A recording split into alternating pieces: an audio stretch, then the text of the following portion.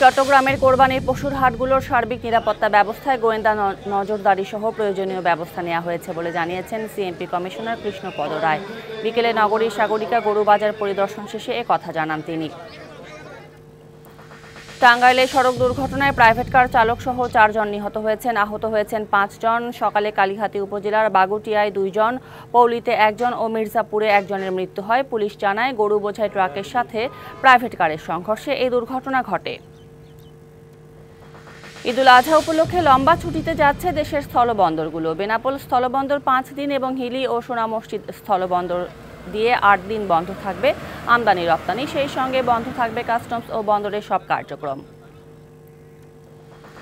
চুয়াডাঙ্গায় আন্তজেলা বৈদ্যুতিক ট্রান্সফরমার চক্রের হোতাসহ 7 জনকে গ্রেপ্তার করা হয়েছে। দুপুরে সংবাদ সম্মেলনে পুলিশ জানায়, গেল 28 মে 3টি ট্রান্সফরমার চুরির পর দায়ের হওয়া অভিযোগের ভিত্তিতে অভিযান চালিয়ে তাদেরকে গ্রেপ্তার করা হয়।